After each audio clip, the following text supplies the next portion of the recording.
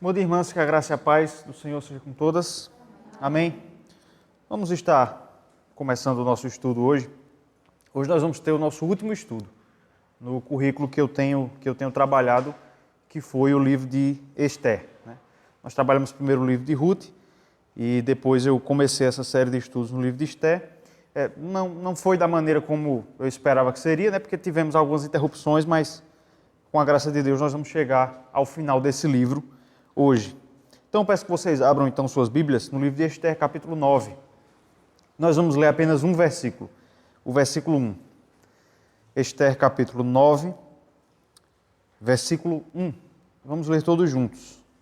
Hoje nós vamos trabalhar os capítulos 9 e 10. É uma passagem um pouco grande, mas dá para a gente ver em uma manhã sem grandes problemas. Mas nós vamos ler agora somente o versículo 1. Esther, capítulo 9, versículo de número 1. Vamos ler todos juntos. Eu peço que as irmãs leiam com entusiasmo, vamos ler bem alto, já que essa é a palavra do Senhor, que deve receber toda a nossa atenção e o nosso apreço. Esther, capítulo 9, versículo 1, todos encontraram? Amém? Vamos ler juntos? No dia 13 do 12º mês, que é o mês de Adar, quando chegou a palavra do rei e a sua ordem para se executar, no dia em que os inimigos dos judeus contavam assenhorear-se deles, sucedeu o contrário, pois os judeus dos que os odiavam. Até aqui. Amém. Vamos fazer uma oração?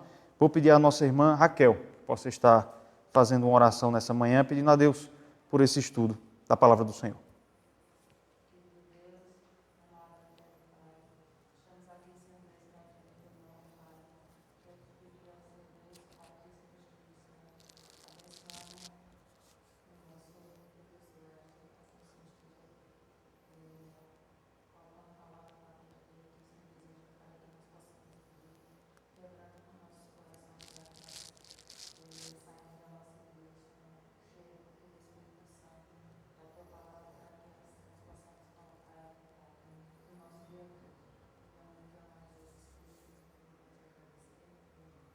Amém.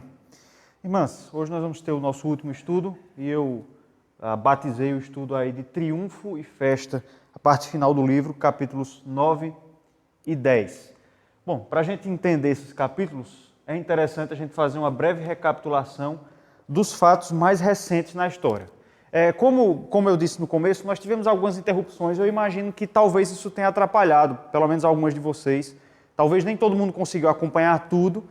E aí é interessante a gente fazer uma recapitulação, pelo menos do mais importante, para a gente chegar nessa parte final do livro e entendermos o que a história conta. Todo mundo já deve estar careca de saber que a história de Esther, o livro de Esther, conta a história de como os judeus foram salvos de um decreto que previa o seu extermínio. Havia um primeiro-ministro, um homem poderoso no Império da Pérsia, Amã, e esse homem influenciou o rei para que Assuero, o rei, decretasse que no dia 13 do 12º mês, todos os judeus poderiam ser mortos. As pessoas dos outros povos que viviam na Pérsia poderiam matar todos os judeus, tomar os seus bens e nada aconteceria. E aí nos últimos dois capítulos que a gente viu, capítulos 7 e 8, que nós não vimos juntos, capítulo 7 a gente viu no Google Meet, E o capítulo 8 eu abordei no domingo passado. Domingo passado eu preguei aqui na igreja, e foi o capítulo 8 de Esther que eu expus. As duas exposições estão no canal da igreja, então vocês podem ir lá e acessar. Mas, basicamente, o capítulo 7 nos mostra qual foi o fim de Amã. Para citar a literatura brasileira, Regiane, o triste fim de Amã. Nesse caso não foi Policarpo Quaresma, foi Amã. Amã morreu no capítulo 7. A sua trama foi descoberta, Esther marca ali um banquete onde ela desmascara Amã e Amã acaba morrendo. Tragicamente, ironicamente, como foi que Amã morreu, quem lembra? Enforcado e uma determinada forca. Exatamente. A forca que ele havia preparado para o seu inimigo, para Mordecai, que ficava inclusive na sua própria casa, na casa de Amã, foi exatamente nessa forca que ele foi enforcado. Então Amã morre no capítulo 7. Mas todos os problemas terminaram ali? Não. Porque o decreto de Amã continuava valendo, continuava vigente. Assuero não revogou o decreto no capítulo 7. Ele matou o autor do decreto, se utilizando ali de uma saída política, enfim, não vou citar isso, mas o decreto continuava valendo. E é exatamente por causa desse problema que nós temos o capítulo 8. No capítulo 8, nós vamos encontrar como foi que Esther, a rainha Esther, lidou com esse problema remanescente. Amã havia morrido, mas o decreto ainda estava valendo. Os judeus ainda seriam mortos. E nós vimos, eu expliquei domingo passado, que a solução que o rei encontrou foi uma solução boa para ele, porque ele não queria revogar o decreto, já que várias vezes é dito no livro que os decretos que fossem selados com o anel do rei não podiam ser revogados. Assuero não quis voltar atrás com a sua palavra. Então ele mantém aquele decreto do capítulo 3 vigente, valendo, mas ele encontra uma solução para esse problema. Ele autoriza que Esther e Mordecai promulgassem um novo decreto que na prática anularia o primeiro. E qual foi o decreto que eles decretaram então no capítulo 8? Naquele mesmo dia, no dia 13º do 12º mês, o dia em que os judeus seriam mortos por causa do primeiro decreto, também nesse dia os judeus estariam autorizados a se defender. Então agora nós temos dois decretos. O primeiro, preste bem atenção, do capítulo 3, é o decreto de Amã, pelo qual todos os judeus poderiam ser mortos naquele dia. E o segundo decreto é o do capítulo 8, pela qual nesse mesmo dia todos os judeus poderiam se defender de algum ataque. Entenderam até aqui? São esses os fatos. Então, do capítulo 8, do final do capítulo 8 para o capítulo 9, nós temos aí um intercurso de 9 meses, certo? Entre o versículo 17 do capítulo 8 e o versículo 1 do capítulo 9, temos aí 9 meses.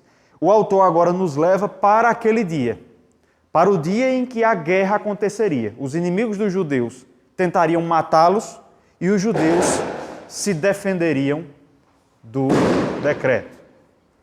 Chegamos então a esse dia, dia 13º do 12º mês. E aí nós vamos perceber, já lemos isso no versículo 1, que o autor começa a nos contar a história pelo fim. O autor de Esther, ele algumas vezes coloca um suspense, mas aqui ele vai quebrar essa regra. Veja que no capítulo 9, versículo 1, o versículo que nós lemos, o autor já nos diz qual foi o fim da história. Ele já nos diz o que aconteceu naquele dia, não é isso? No dia 13 do 12º mês, que é o mês de Adar, quando chegou a palavra do rei e a sua ordem para se executar, no dia em que os inimigos dos judeus contavam assenhorear-se deles, ou seja, tornarem-se senhor deles, sucedeu o quê? O contrário, pois os judeus é que se assenhorearam dos que os odiavam. Então ele nos leva logo para o final da história. Naquele dia em que os judeus contavam que poderiam ser mortos, o que aconteceu foi o contrário. Os judeus acabam vencendo aquele momento de dificuldade. No domingo passado, eu me lembro de ter falado de uma expressão que aparece na literatura chamada eucatástrofe, que é quando algo que parece que vai dar errado, no final acaba dando certo. E é exatamente isso que o texto nos mostra aqui. Naquele dia em que os judeus corriam o risco de serem exterminados, aconteceu exatamente o contrário. E aí depois, nos versículos 2 até o final do capítulo 9, até o versículo 32, nós vamos encontrar então o autor de Esther nos contando como foi que isso aconteceu. Como foi que os judeus, ao invés de serem exterminados, acabaram dominando os seus inimigos. Como foi que isso aconteceu? E aí os capítulos 9 e 10 têm a seguinte estrutura, tá certo? Nos versículos 1 a 16 do capítulo 9, nós vamos encontrar a vingança dos judeus. De 17 a 32, a celebração por causa daquela vitória. E depois, para terminar o livro, no capítulo 10, nos seus 3 versículos, nós vamos encontrar um pequeno epílogo do livro, e aí o livro termina. O que nós vamos fazer é o seguinte: eu vou ler a primeira parte, depois explicar algumas coisas, tirar algumas lições, depois a gente lê a segunda parte, faz o mesmo processo e, por último, a terceira parte desse texto. Tá certo? Se alguém tiver alguma dúvida, quiser contribuir, pode ficar à vontade. Então, a primeira parte do texto aqui vai dos versículos 1 a 16, quando nós vamos encontrar a vingança. nós vamos encontrar o que aconteceu naquele dia. Vou ler aí, peço que vocês prestem bastante atenção à leitura. Vou começar de novo pelo versículo, ou melhor, vou pegar a partir do versículo 2 até o versículo 16. Porque os judeus nas suas cidades, em todas as províncias do rei Assuero, se ajuntaram para dar cabo daqueles que lhes procuravam o mal. E ninguém podia resistir-lhes, porque o terror que inspiravam caiu sobre todos aqueles povos. Todos os príncipes das províncias e os sátrapas e os governadores e os oficiais do rei auxiliavam os judeus, porque tinha caído sobre eles o temor de Mordecai. Porque Mordecai era grande na casa do rei, e a sua fama crescia por todas as províncias, pois ele se ia tornando mais e mais poderoso. Feriram, pois, os judeus a todos os seus inimigos a golpes de espada, com matança e destruição, e fizeram dos seus inimigos o que bem quiseram. Na cidadela de Suzã, os judeus mataram e destruíram 500 homens, como também a Parsândata, a Dalfon, a Aspata, a Porata, a Adalia, a Aridata, a Farmasta, a Arizai, a Aridai e a Vaizata, que eram os 10 filhos de Amã, filho de Amedata, o inimigo dos judeus, porém no despojo não tocaram. No mesmo dia foi comunicado ao rei o número dos mortos na cidadela de Suzã. Disse o rei à rainha Ester: na cidadela de Suzã mataram e destruíram os judeus a 500 homens e os 10 filhos de Amã. Nas mais províncias do rei, que terão eles feito? Qual é, pois, a tua petição, e se te dará? Ou o que é que desejas ainda, e se cumprirá? Então disse Ester: se bem parecer ao rei, conceda-se aos judeus que se acham em Suzã, que também façam amanhã, segundo o edito de hoje, e dependurem em forca os cadáveres dos 10 filhos de Amã. Então disse o rei que assim se fizesse. Publicou-se o edito em Suzã, e dependuraram os cadáveres dos 10 filhos de Amã. Reuniram-se os judeus que se achavam em Suzã, também no dia 14 do mês de Adar, e mataram em Suzã a 300 homens, porém no despojo não tocaram. Também os demais judeus que se achavam nas províncias do rei se reuniram e se dispuseram para defender a vida e tiveram sossego dos seus inimigos e mataram a 75.000 dos que os odiavam, porém no despojo não tocaram. Até aqui por enquanto. Essa primeira parte do capítulo 9 nos mostra o que aconteceu naquele dia então.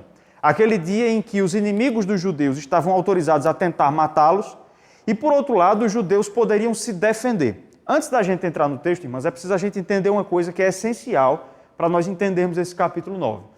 O decreto que está no capítulo 8, ele não autorizava os judeus a atacarem seus inimigos, mas a se defenderem deles.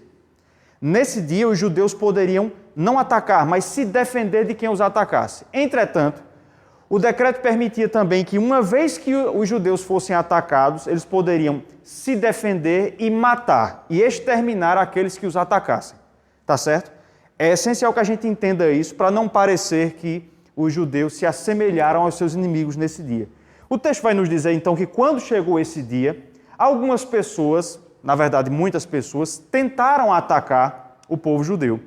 Entretanto, o texto vai nos dizer que o povo judeu contou naquele dia com terror e com apoio. Isso está nos versículos 2 a 4, que nos dizem aí que nesse dia, de uma maneira quase que inexplicável, os inimigos do povo de Deus foram tomados de terror, de medo do povo judeu. E mais, o texto vai nos dizer que os poderosos, os políticos da Pérsia, ajudaram os judeus.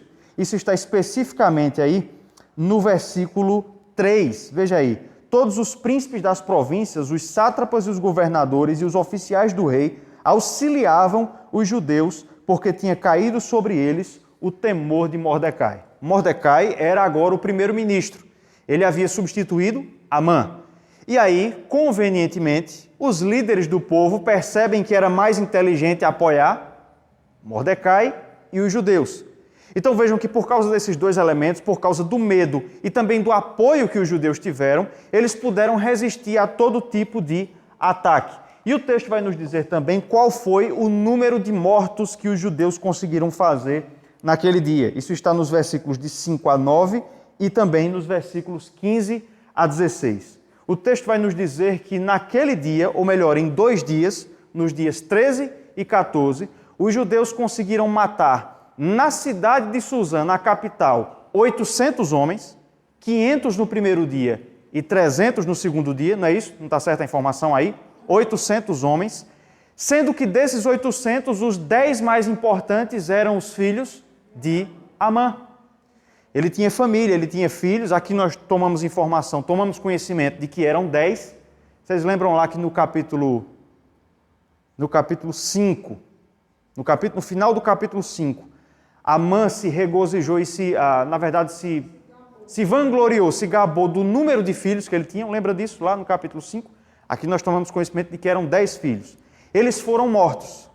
Provavelmente os 10 filhos de Amã foram os líderes daquela vingança contra os judeus. Seu pai tinha morrido, né? Seu pai tinha morrido. E lembre-se, não é só que Amã tinha morrido e eles ficaram órfãos. Mas lembram que os bens de Amã passaram para quem? Para Esté, e Mordecai era o administrador desses bens. Eles ficaram órfãos e pobres no mesmo dia. Então eles provavelmente eram os líderes da vingança contra os judeus. O nome deles é mencionado porque eles deviam ser os líderes, provavelmente. Então na cidade de Suzã, 800 morrem, dando-se destaque aos 10 filhos de Amã. Mas o decreto valia não apenas para a capital, mas também para todo o império. Detalhe, o Império Persa era tão grande que alguns pontos ficavam a 3.000 quilômetros da capital. 3.000 quilômetros. Era muito grande. Para vocês terem uma ideia, daqui para o Mato Grosso, eu digo isso porque morei lá há algum tempo e já viajei de carro algumas vezes esse percurso. São 3.000 quilômetros. Então era muito grande. O império, ou melhor, o decreto valia para todo o império. E o texto vai nos dizer, no final do texto, aí da parte que nós lemos, que no império como um todo, os judeus mataram 75 mil. Então, somando as duas coisas, nós temos aí quase 76 mil pessoas mortas naqueles 2 dias. Os judeus conseguiram, então, se vingar e se defender do ataque que veio contra eles. Vejam, percebam que apesar dos fatos do capítulo 8 e do capítulo 7, apesar do fato de que um judeu era agora o primeiro-ministro, o povo continuava a ter muitos inimigos. Porque pelo menos 75.800 pessoas tentaram matar os judeus naqueles 2 dias. Perceberam isso, né? Então o povo estava rodeado de seus inimigos, mesmo tendo apoio da liderança do povo persa. Então esse texto nos mostra isso. Mas o meu destaque, minhas irmãs, percebam que eu nomeei essa parte aí como vingança. O decreto era um decreto de legítima defesa. Os judeus poderiam se defender e matar aqueles que tentassem matar a eles. Mas acabou se tornando uma vingança, e o texto nos mostra exatamente isso. Perceba que os versículos 10 a 14 chamam a nossa atenção aqui. Esses versículos nos mostram, principalmente aí a partir do versículo 11, que Assuero, o rei, tomou conhecimento daquelas 500 pessoas que morreram na cidade de Suzã, na capital. Veja aí, versículo 11. No mesmo dia, foi comunicado ao rei o número dos mortos na cidadela de Suzã. Agora veja o versículo 12. Disse o rei à rainha Esté, na cidadela de Suzã, mataram e destruíram os judeus a 500 homens e os 10 filhos de Amã. Nas mais províncias do rei, que terão eles feito? Qual é, pois, a tua petição, e se te dará? Ou que é que desejas ainda, e se cumprirá? Veja que aqui nós temos um fato estranho e que aparece pela primeira vez no livro. Assuero, o rei, ficou sabendo que os judeus mataram em um dia 500 pessoas na capital e os 10 filhos de Amã. E aí ele chega, primeiro ponto novo, essa é a primeira vez que nós vemos o rei procurar a rainha. Perceberam isso? Durante o livro a gente sempre viu o contrário. São as pessoas que buscam o rei, ele não procura ninguém, né? Aqui é a primeira vez que Assuero vai à presença de Esté. E aí ele diz o seguinte, olha, os judeus mataram só na cidade de Suzã, na verdade ele fala da cidadela, que era a acrópole da cidade, 500 pessoas. O que será que esse povo não fez no restante do império? Ele pergunta, quantos mais não devem ter eles matado no restante do império? O texto nos diz, 75 mil, mas ele não sabia. E aí ele procura Esté e ele é que se oferece para mais uma vez fazer a vontade da rainha. Mais um fato novo. Já que das primeiras vezes foi Esté que se apresentou diante do rei para pedir algo. Aqui é o rei que se apresenta diante da rainha para oferecer algo. E aí, por que Assuero fez isso? Os comentaristas dizem que aqui, nesse texto, meus irmãos, pela primeira vez nós encontramos Assuero com medo. Essa é a primeira vez. Provavelmente o que aconteceu foi o seguinte: Assuero percebeu que o povo judeu era um povo hábil para a guerra. Era um povo destro na batalha, que tinha dotes militares. Era um povo que sabia guerrear. E aí ele teve medo. Já que ele percebeu que aquele povo sabia matar e o primeiro-ministro e a rainha eram judeus.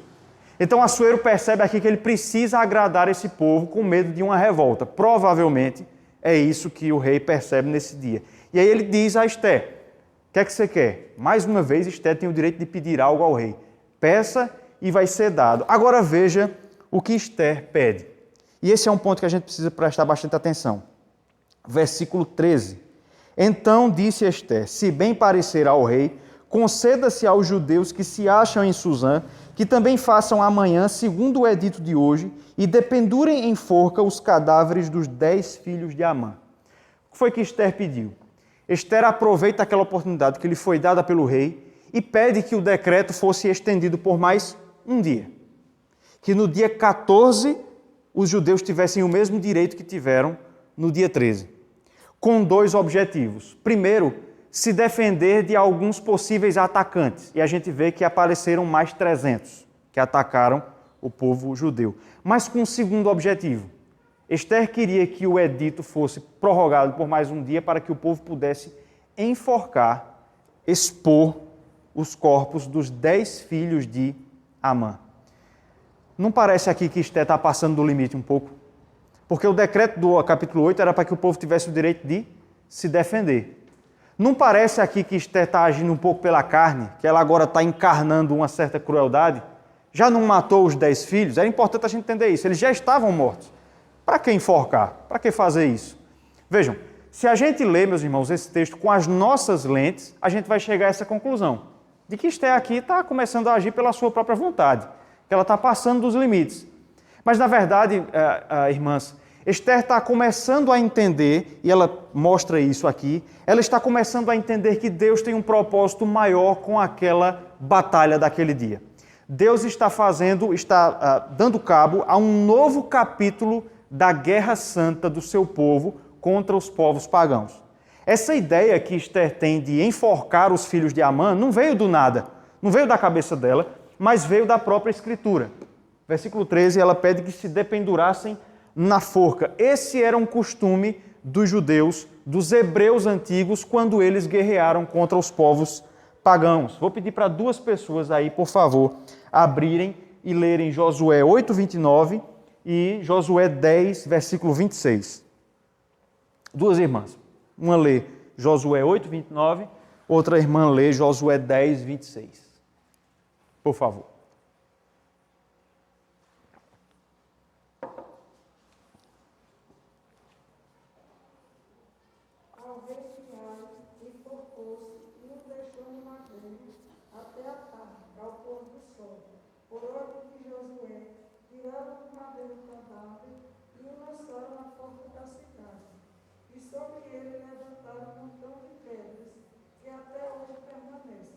Isso. 10, 26 agora.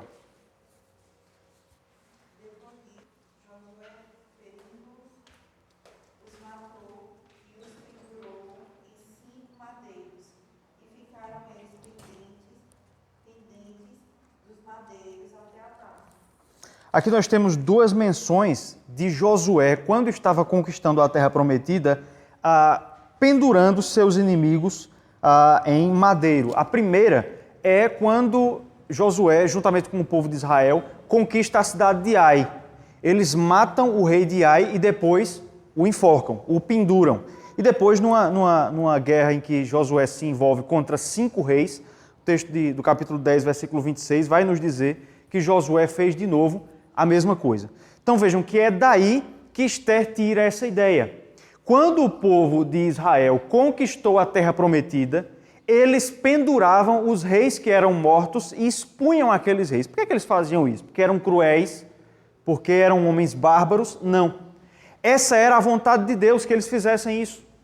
esse era um símbolo de que aquela vitória não era uma vitória do povo, mas uma vitória de Deus contra reis pagãos.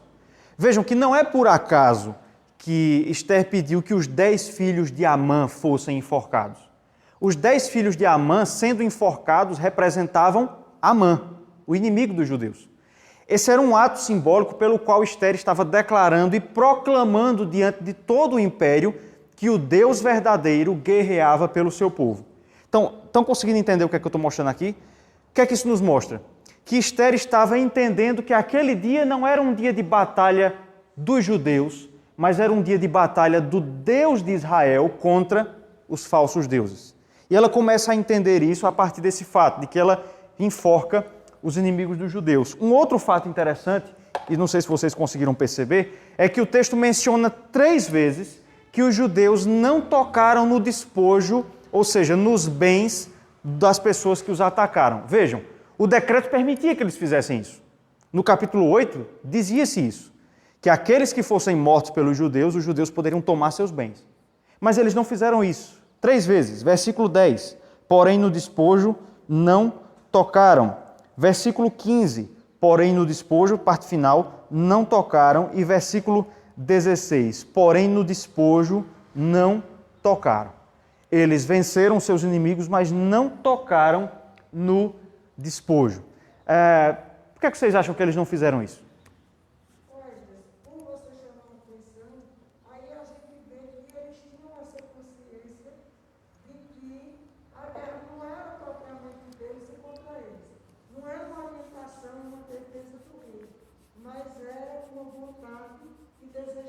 Isso. E pelo que você tocou aí, a gente percebe que na atitude de Esther, ela tinha conhecimento, né, dos escritos anteriores da vida, nessa do povo de Deus, apesar dela ter nascido já em terra estrangeira, mas o coração dela, o conhecimento dela, ela tinha sido orientada e educada com os ensinamentos do povo de Israel. Isso. Perfeito. Resposta de Rejane, precisa. Mas o povo ali também venceu os seus inimigos, que os filhos então de Acacor e roubaram, né? Ficaram com a capa babilônica, que não era para pegar no esposo. Exatamente. E assim como a exposição dos cadáveres, também tem ordens anteriores do Senhor em algumas guerras, dizendo que podia pegar em outras que não tocassem. Exato. Como o caso da capa, né, que Vilma citou agora, que em função disso, os que cometeram esse pecado foram todos exterminados, né? Perfeito. Eles e as famílias. Perfeito. Muito precisas as respostas. O que acontece aqui, meus irmãos, é o que é chamado, minhas irmãs, é o que é chamado de interdito divino. Os povos antigos, quando faziam uma guerra, em geral, a primeira cidade que eles conquistavam, eles não tocavam no despojo. Mas eles deixavam o despojo intacto como uma espécie de oferta para os seus deuses. Isso era chamado de interdito divino. E Deus se usou desse costume antigo para também ensinar a Israel que a guerra na Terra Prometida não era uma guerra deles, mas era uma guerra de Deus. Lembram lá que em Deuteronômio Deus disse, olha, vocês vão invadir essa terra aí porque a minha ira já se encheu em relação a eles. Vocês vão ser instrumentos da minha ira, do meu cálice de ira contra esses povos. E como as nossas irmãs destacaram, algumas vezes Deus deu essa ordem, não foi sempre. Mas, por exemplo, na cidade de Ai, Deus determinou que o povo não tocasse no despojo. Uma pessoa desobedeceu a esse mandamento, a Cã, né? E por causa disso, não apenas ele, mas a sua família, eles foram mortos. E, além disso, um outro exemplo de uma ocasião em que isso aconteceu, tem uma profunda ligação com o livro de Esther. Vocês lembram lá de quando Deus ordenou que Saul guerreasse contra os amalequitas, cujo rei era Agag? A ordem do Senhor foi que Saul destruísse tudo. Absolutamente tudo. Matasse o rei, todas as pessoas, mulheres, crianças, animais, não ficasse nada. Por que é que Deus ordenou aquilo? Para que o povo entendesse que a guerra não era deles. Eles não eram piratas que estavam ali para pilhar os povos, mas eram instrumentos da justiça de Deus. E essas coisas serviam para que eles entendessem isso. Saul obedeceu? Não. ele matou muita coisa, mas ele preservou o rei, Agag, ele deixou vivo. E quando Samuel chegou, ele ouviu o balido de animais. Saul reteve os melhores animais e ainda disse que eram para o sacrifício, que eram para ser sacrificados. É nesse contexto que Samuel vai dizer que é melhor obedecer do que sacrificar. Essa frase que ficou muito conhecida da parte de Samuel. Vejam, então nós já temos esse precedente dessa ocasião em que o povo de Israel não obedeceu ao Senhor. Eles deveriam ter destruído Amaleque sem tomar nada dos seus bens. Guarde essa informação. Agora lembre-se de uma outra informação. Amã, que havia morrido, era filho de Amedata e ele é chamado de Agagita. Ele era descendente, eu já expliquei isso, de Agag. Portanto, ele era membro do povo amalequita. Conseguiram ver a relação dessas duas coisas aí? O que é que o texto está nos mostrando? Que o povo de Israel está agora terminando o que Saul não terminou. Era para Saul ter matado todo mundo. Como ele não matou, você ainda tinha amalequitas vivos nessa época. Exatamente. Agora o que foi que aconteceu? Amã e seus filhos, os últimos amalequitas, morrem. E o povo agora obedece o que deveria ter obedecido em 1 Samuel capítulo 15. Eles não tocaram no despojo. Estão percebendo aí o que é que o texto mostra? Aquela foi uma batalha de Deus, foi um acerto de contas de Deus contra Amaleque. E uma última evidência disso está aí no versículo 16, o último versículo que nós lemos nessa primeira parte. Também os demais judeus que se achavam nas províncias do rei se reuniram e se dispuseram para defender a vida e tiveram sossego, preste bem atenção, tiveram sossego, tiveram descanso dos seus inimigos. Alguém abre e leia, por favor, aí, Deuteronômio capítulo 25, versículo 19. Deuteronômio 25, 19. E vejam a relação desse versículo com o texto que nós estamos lendo.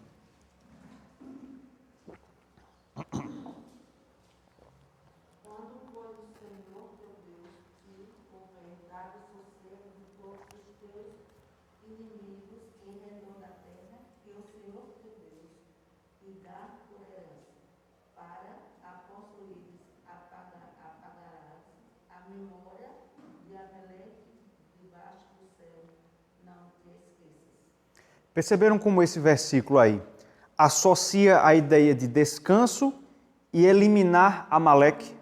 Perceberam isso? Quando vocês tiverem descanso, vocês vão eliminar Amaleque. Veja que as duas ideias agora aparecem de novo associadas. O povo eliminou Amaleque na pessoa de Amã e seus filhos e agora eles tiveram descanso, sossego. Pode falar. Sim, perfeito. Aqui. Perfeito. Então vejam que as contas que estavam abertas do passado do povo de Israel estavam sendo fechadas. Deus estava acertando contas com um dos seus inimigos.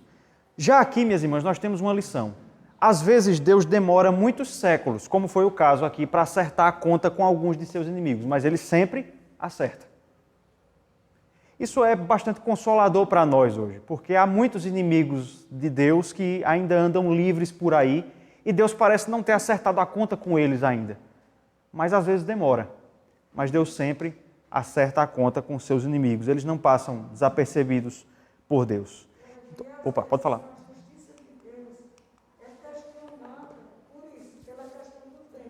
Isso.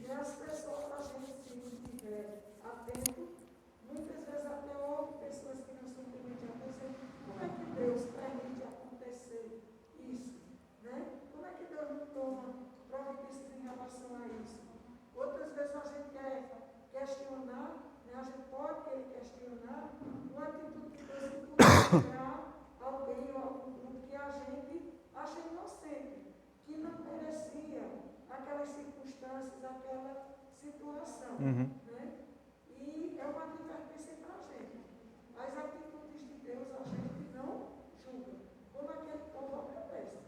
Se é para guerrear, se não é para... Deixar ninguém vivo. Assim a gente não age, a gente adia problemas e os planos de Deus, como a palavra diz, eles não serão frustrados. Isso. Como já despeito, eu querer, eu não querer, eu fazer, eu não fazer, Deus vai executar os planos. Isso. Saul não fez, mas foi feito depois, né? Saul não fez o que deveria ter feito, mas isso foi feito depois. Então, até aqui, irmãs, tranquilo, vejam como Deus livrou o seu povo. Então, no dia em que os judeus achavam que poderiam ser mortos, foi o contrário que aconteceu, foi uma reviravolta. Foram os seus inimigos que foram mortos. E aí agora, versículos 17 a 32, vão nos mostrar que, em virtude desses 2 dias de vitória, o povo de Israel, o povo judeu, estabeleceu uma festa anual para comemorar esse livramento. Eu vou ler aí, então, até o versículo 32. A partir do versículo 17. Sucedeu isto no dia 13 do mês de Adar. No dia 14 descansaram e o fizeram um dia de banquetes e de alegria. Os judeus, porém, que se achavam em Suzã, se ajuntaram nos dias 13 e 14 do mesmo, e descansaram no dia 15, e o fizeram um dia de banquetes e de alegria. Também os judeus das vilas que habitavam nas aldeias abertas, fizeram do dia 14 do mês de Adar dia de alegria e de banquetes, e dia de festa, e de mandarem porções dos banquetes uns aos outros.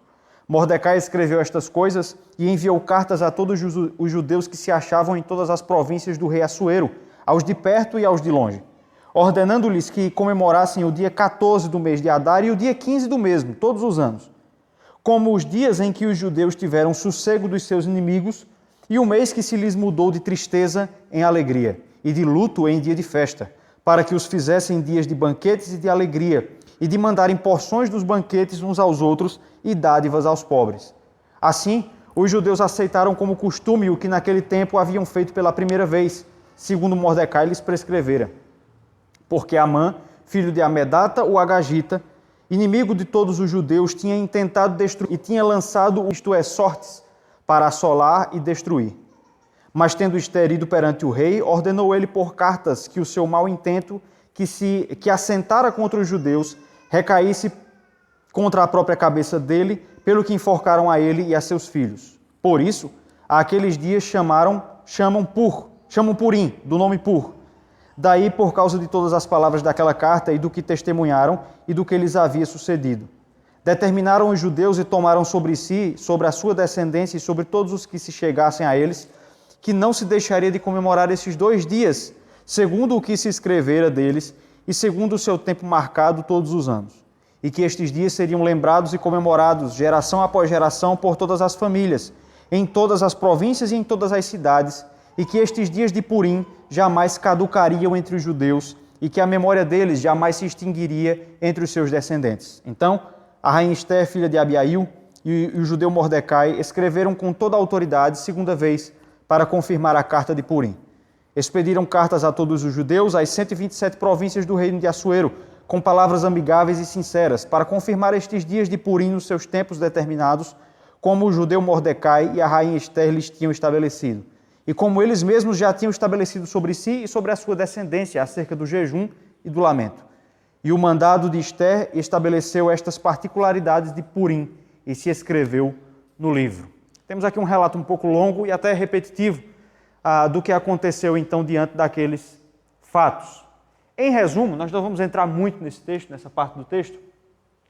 Nós encontramos aqui a informação de que, por causa daqueles dias de livramento, o povo judeu decidiu instituir uma nova festa. Eles já tinham festas no seu calendário, a Páscoa, Tabernáculos, Pentecostes, já tinham várias festas, na verdade, mas eles instituem mais uma. Esse novo dia de festa seria celebrado em 2 dias, porque o livramento aconteceu em 2 dias.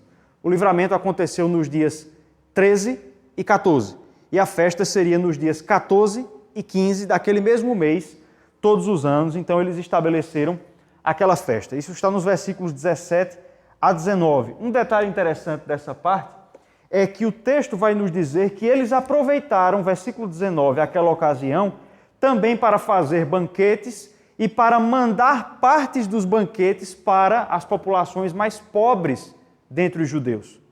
Então eles não apenas celebraram, mas eles fizeram com que todo o povo pudesse celebrar com banquetes naqueles dias. Isso mostra, minhas irmãs, que aquela festa foi uma oportunidade de renovação da identidade nacional do povo judeu. Eu cito aí, a gente não vai ler Deuteronômio 16, mas nesse capítulo, nesses 2 versículos, o Senhor vai dizer que todas as vezes em que o povo judeu celebrasse, todos deveriam celebrar. Homens, mulheres, crianças, animais, servos, todos. Deveria ser dia de descanso e festa. E Deus estabeleceu esse princípio de que o povo judeu não deveria celebrar sozinho, mas sempre junto. Sempre o povo inteiro, sempre todos os habitantes do povo judeu, todos os membros do povo judeu, e eles aqui cumprem com isso. Eles mandam porções dos banquetes para que os mais pobres pudessem celebrar.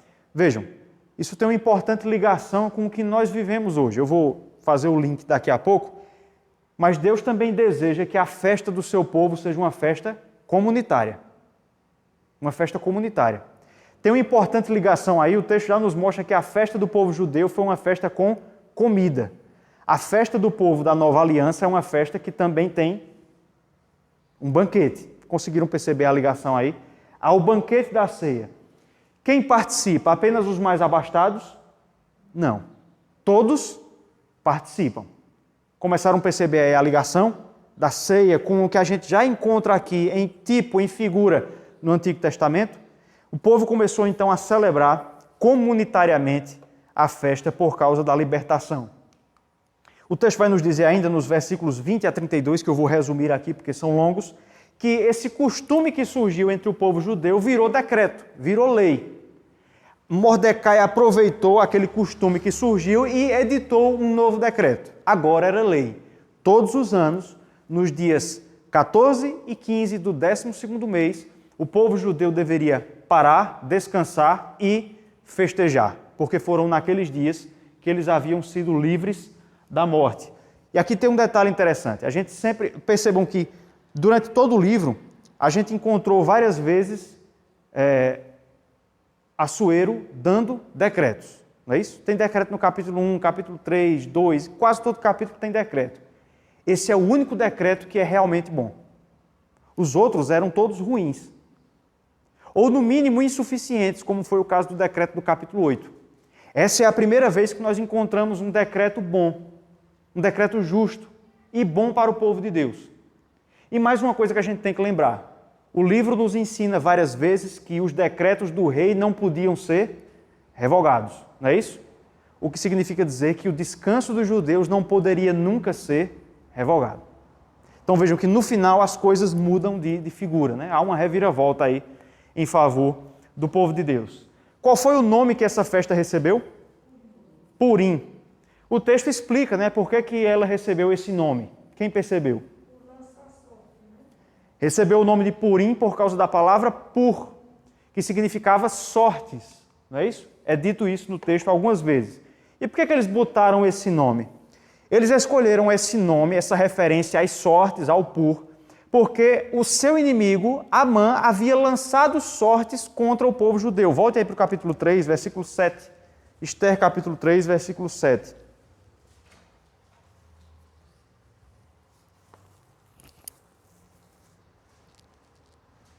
Esther 3,7 é o momento em que Amã lá atrás está gestando o seu plano contra os judeus. No primeiro mês, que é o mês de Nisan, no ano do 10º do rei Assuero, se lançou o pur, isto é, sortes, perante Amã, dia a dia, mês a mês, até o do 10º, que é o mês de Adar. Então, Amã havia lançado o pur, as sortes, contra o povo judeu, mas agora acabou que a sorte foi contra ele, sorte entre aspas aqui, e aí o povo judeu aproveita para dar aquela provocada, né? Eles colocam o nome da festa Purim. E é interessante, meus irmãos, porque o fato da festa receber esse nome nos traz à memória algo que o livro dos Provérbios diz. Vou pedir para alguém abrir e ler aí, por favor. Provérbios, capítulo 16, versículo 33. Quem achar, pode ler.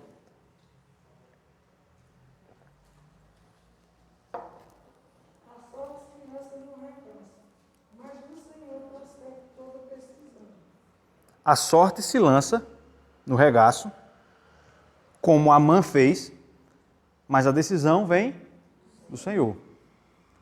Então, quando eles colocam o nome de Purim, eles estão declarando exatamente isso. Lançaram sortes contra nós, mas faltou combinar com Deus, né?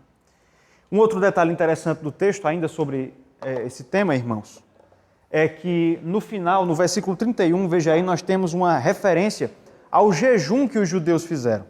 Capítulo 9, versículo 31. Veja aí. Para confirmar estes dias de Purim, nos seus tempos determinados, como o judeu Mordecai e a rainha Esther lhes tinham estabelecido, e como eles mesmos já o tinham estabelecido sobre si e sobre a sua descendência, acerca do jejum e do seu lamento. Aqui o decreto lembra que houve jejum e lamento. Quando foi que isso aconteceu? No início da história. Exato. Lembram que quando Mordecai descobriu que seu povo seria morto, os judeus lamentaram e eles fizeram, juntamente com Esther, 3 dias de jejum. Agora eles relacionam esse jejum à festa. Primeiro houve lamento e jejum, depois houve festa. Veja se não parece com o que o salmista diz. Abra aí Salmo 126, versículo 6. Salmo 126, versículo 6. Quem sai andando e chorando enquanto semeia, voltará com júbilo, trazendo seus feixes. Primeiro o povo judeu saiu andando e chorando, mas agora voltou com júbilo, trazendo seus feixes. Então vejam que a festa celebra tudo isso. Celebra o fato de que as sortes não são maiores do que Deus. Celebra o fato de que quem primeiro lamenta e chora e jejua, um dia celebrará em festa. E aí eu faço uma pergunta, irmãs. Naquela época, os judeus receberam uma festa e dias, prestem bem atenção a isso, eles receberam dias e uma festa para celebrar a vitória e a queda do seu inimigo. Pergunta, quero que vocês respondam agora. Nós temos algo parecido? Nós temos alguma coisa parecida com isso? O quê? Pode falar, pode falar. A ressurreição de Cristo, né? Eu acho que é o motivo maior da nossa vitória e da nossa celebração. Perfeito. Vejam que um comentarista de Esther, um pastor presbiteriano chamado Emílio Garófalo Neto, vejam o que ele diz. Veja a relação com a situação dos judeus ali. Nós, cristãos no Novo Pacto, temos algo parecido, não temos? Ele responde, claro que sim. O dia do Senhor, o domingo, em que lembramos da ressurreição de Cristo, dia em que tivemos paz e descanso e nisso nos alegramos. Participar da ceia do Senhor envolve isso também. Lembramos uns aos outros de que Ele já venceu e anunciamos a sua venha. É um memorial que alimenta espiritualmente ao nos contristarmos e nos alegrarmos no que seria de nós, se não fosse Ele agindo na cruz. Temos de lembrar, e os rituais da fé cristã nos lembram disso. Então a festa de Purim foi dada ao povo judeu para quê? Para que eles lembrassem. Veja que o texto diz aí que nunca se caducasse. Não é isso que o texto diz? Que nunca se esquecesse daqueles fatos. Agora, nós seres humanos somos propensos a nos esquecermos. Está aqui falando um camarada que corre o risco de esquecer qualquer coisa aqui na igreja e ter que voltar depois para pegar. Nós nos esquecemos das coisas. Por isso nós precisamos de memoriais. E Deus dá memoriais ao seu povo para que ele se lembre. No caso dos judeus, a Páscoa, Pentecostes, Purim, tantas outras coisas. No nosso caso, tudo isso foi condensado em um dia. O domingo. O domingo. O domingo é o dia da festa do povo de Deus. É o dia em que o povo de Deus se lembra da derrota de seu inimigo, Satanás, na cruz, da ressurreição. Nossa irmã Rejane destacou bem.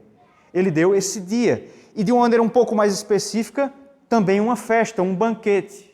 O culto e principalmente a celebração da ceia que ocorre no culto. Essas coisas foram dadas para que nós nos lembremos das promessas e do cumprimento que já nos foi dado em Cristo acerca das promessas de Deus. O que é que nós precisamos fazer então? Nós precisamos nos utilizar dessas coisas. Irmãs, eu quero abrir um parênteses aqui, mas eu percebo que no nosso meio, eu não estou falando especificamente no nosso aqui, mas no meio evangélico, há uma certa soberba, eu chamo dessa forma, há uma certa soberba em relação a essas coisas. Eu percebo que há muitos crentes que se acham fortes demais, sabe? E por se acharem fortes demais, que sua fé é muito forte, eles acabam achando que não precisam dessas coisas. Não, eu não preciso da igreja, eu não preciso do culto, a minha fé é forte, eu vou exercitar a minha fé em casa. Mas Deus nos deu essas coisas, irmãs, exatamente porque nossa fé é fraca. Não é por outra razão que Jesus disse que se nossa fé fosse do tamanho de um grão de mostarda, nós seríamos capazes de mover montanhas. O grão de mostarda é grande ou pequeno? É minúsculo. Ou seja, a fé normal é menor do que um grão de mostarda. O Salmo 104, se eu não estiver enganado, vai dizer que Deus conhece a nossa estrutura e sabe que nós somos pó. Deus sabe que nós nos esquecemos dele com facilidade. Deus sabe disso. Mas a boa notícia, irmãs, é que Deus não sabe disso para jogar na nossa cara, mas para nos ajudar nas nossas debilidades. Lembra lá do homem em Cafarnaum? Se podes, Jesus responde, se podes, tudo é possível ao que crê. Qual é a resposta do homem? Ajuda-me na minha falta de fé. Deus nos ajuda na nossa falta de fé. Ele faz isso, minhas irmãs, não através de milagres, na maioria dos casos, mas através dessas coisas. E a gente precisa parar para pensar nisso. Qual o valor que nós damos ao dia do Senhor? Ele nos dá um dia para nós nos lembrarmos dele, para descansarmos das outras coisas, à medida em que isso é possível, e nos focarmos nele. Ele nos dá uma ocasião de culto, de celebração. Ele nos dá elementos visíveis da nossa fé, os sacramentos, batismo, ceia. A gente valoriza isso, nós participamos dessa festa para não nos esquecermos, ou a gente acaba vivendo uma vida um tanto quanto arrogante, achando que nós não precisamos disso. Então fica o alerta para nós e fica a aplicação aí. Mas também a boa notícia de que Deus também nos deu um memorial para nos lembrarmos da vitória, do dia em que nós também fomos livres da morte. E por último, nós vamos encontrar aqui o epílogo do livro. Capítulo 10, são apenas 3 versículos. Perceba que a história já terminou. A história terminou no versículo 32. Esse capítulo 10, ele parece que está meio deslocado, fora de lugar. Ele não fala nada sobre a história do livro, mas ele dá um tom final aí que é importante para nós entendermos. Capítulo 10, veja aí. Depois disto, o rei Assuero impôs tributo sobre a terra e sobre as terras do mar. Quanto aos mais atos do seu poder e de seu valor e ao relatório completo da grandeza de Mordecai, a quem o rei exaltou, porventura não estão escritos no livro da história dos reis da Média e da Pérsia? Pois o judeu Mordecai foi o segundo depois de Assuero, e grande para com os judeus e estimado pela multidão de seus irmãos, tendo procurado o bem-estar do seu povo e trabalhado pela prosperidade de todo o povo da sua raça. Perceberam aí que o livro não acrescenta nada, ou melhor, esse capítulo não acrescenta nada à história do livro. A história especificamente, como os judeus foram livres da morte, ela terminou no capítulo 9. O autor inclui esse epílogo falando sobre Assuero e Mordecai. Percebam que o livro não termina com Esther, perceberam isso? Esther sumiu. Termina com Mordecai e com Assuero. É interessante, mas que eu estava pesquisando para preparar os estudos e algumas escritoras, especificamente escritoras, elas encontram no livro de Esther uma espécie de tratado da causa feminista na antiguidade.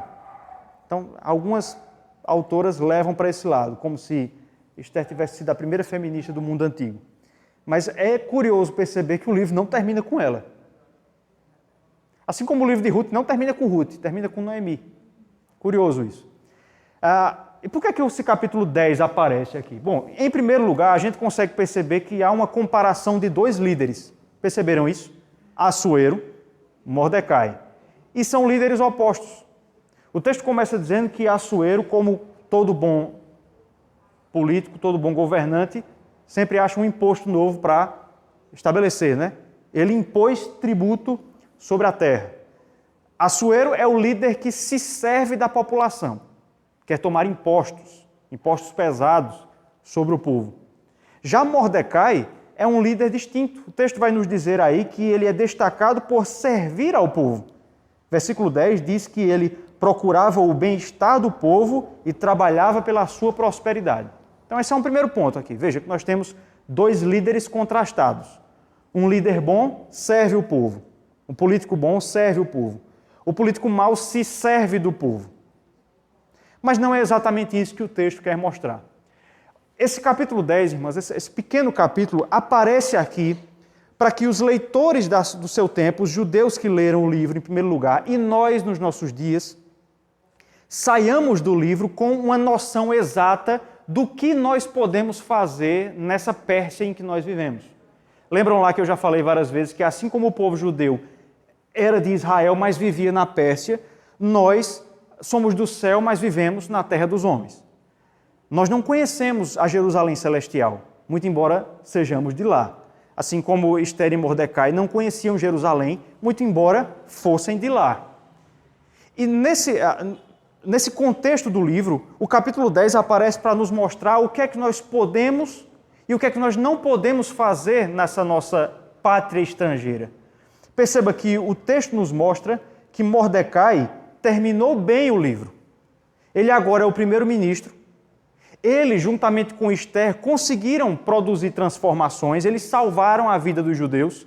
E mais, Mordecai é descrito como sendo um homem que é benquisto pelos persas, já que o seu nome foi escrito no livro da história dos medos e dos persas, versículo 2, mas ele é benquisto também pelos judeus.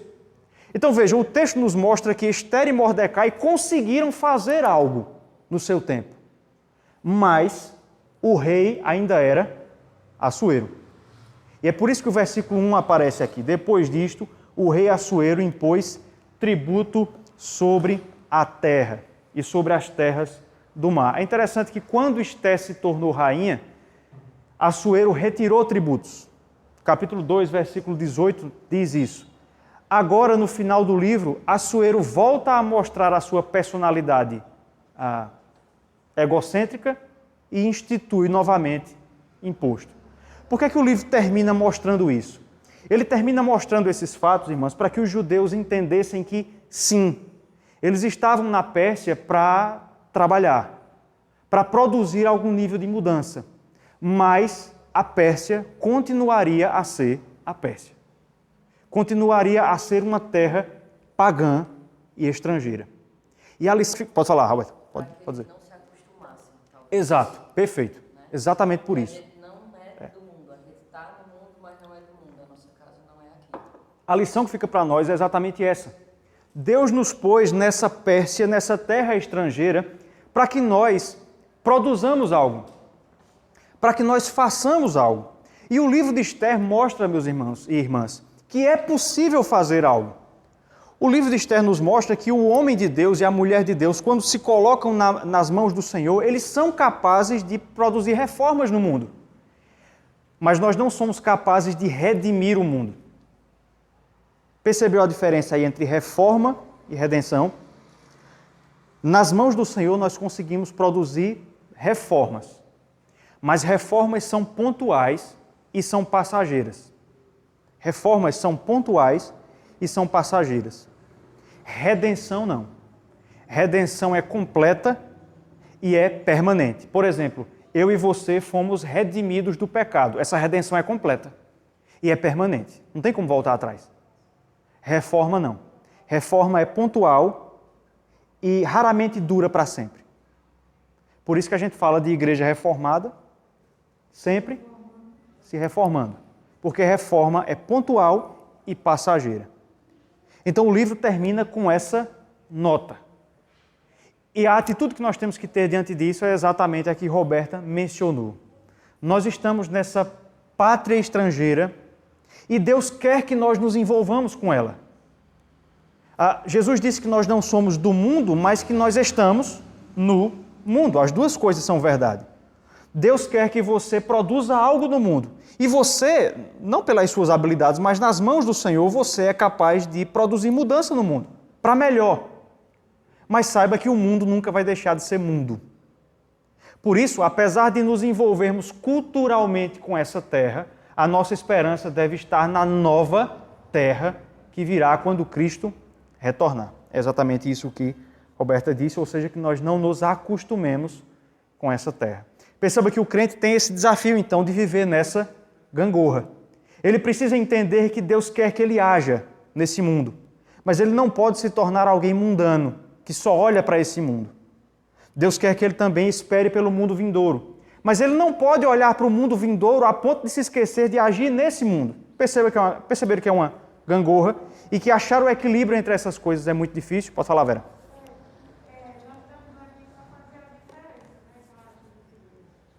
Exatamente. Perfeito.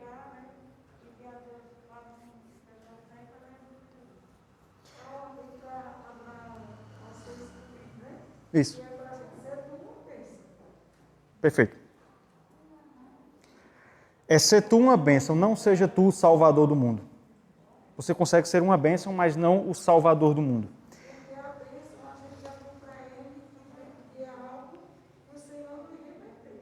Isso. E a gente ser uma bênção não é nós sermos uma bênção. Mas Deus, né, nos usa para sermos bênçãos. Perfeito. Em outras palavras, o desejo de Deus é que nós vivamos o já e o ainda não. Já é necessário fazer coisas já, agora, mas a gente sempre vai viver no ainda não. Naquilo que ainda falta ser feito quando Cristo retornar. Nas palavras de Emílio Garófalo Neto, ele diz o seguinte sobre essa nossa experiência na Terra. Aqui na Terra, nós já podemos ter alegria, felicidade e regozijo, como os judeus tiveram na festa de Purim. Mas é sempre misto. Sempre agridoce. O que é algo agridoce? Doce e amargo ao mesmo tempo. A vida é agridoce. A experiência do crente na Terra tem momentos de doçura e de amargor. É sempre agridoce. Ele, Deus, usa até sorteios, homens maus e aumentos de impostos para levar adiante seu plano de salvar um povo para si, de todas as tribos, línguas e nações.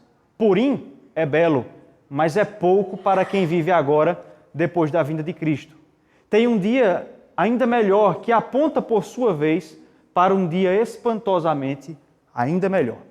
Então vejam a relação que ele estabelece aqui. O dia de Purim era um dia bom. Mas o dia que nós temos agora, o domingo, é melhor do que Purim. Mas ainda há um dia que será muito melhor do que domingo e muito melhor do que o Purim. Então nós vivemos nessa dicotomia, se é que dá para usar essa palavra, entre o já e o ainda não. E é dessa forma que o livro termina, mostrando aos leitores que pessoas comuns, aparentemente desimportantes, podem fazer grandes coisas, mas que o mundo só será restaurado quando o rei descer à terra. Tá certo? Gostaram do livro? Por aqui nós terminamos, então. Eu já li mais de uma vez, né? Leio a Bíblia e tem livros que são mais sem estudo, seria possível perceber, né? Já algumas coisas que realmente fazem uma diferença para a nossa vida. A gente vê assim com esclarecimento do contexto, né? Do olhar, né? Da história, de fatos, de estudos, de pesquisa é muito diferente. Deus continue abençoando, né, nessa capacidade que Ele me deu e nos perguntando o coração, né, Isso. para que possamos aprender. Ficam aí algumas indicações de livros sobre Esther. O que eu mais indico é o de Emílio Garófalo Neto. Recém-lançado, faz 2 meses, eu acho. Esther na Casa da Pérsia e a Vida Cristã no Exílio Secular. Muito bom, leitura extremamente acessível. Os outros são um pouco mais teológicos, mas esse é bem acessível. Irmãs, vamos orar? Gostaria de terminar essa série de exposições com oração. Vou pedir para ficarem de pé. Nós vamos encerrar com oração. Senhor nosso Deus, nós te louvamos, te agradecemos por esse livro que pudemos ler juntos. Apesar, ó Deus, dos percalços, mas o Senhor nos conduziu até aqui e nós te agradecemos. Ajuda-nos, ó Deus, a de fato entendermos que o Senhor preserva o teu povo e que o Senhor deseja agir nesse mundo através de nós. Ajuda-nos, ó Deus, a como pessoas comuns, pessoas, ó Deus, sem grandes habilidades, mas desejosos de sermos instrumentos nas tuas mãos. Ajuda-nos a reformarmos esse mundo. Mas ajuda-nos também, ó Deus, a aguardarmos pelo dia da revelação de Cristo, quando de fato todo o cardo e todo o abrolho desse mundo será retirado e nós estaremos de fato agora no nosso país, na Jerusalém Celestial. É a nossa oração em nome de Jesus. Amém.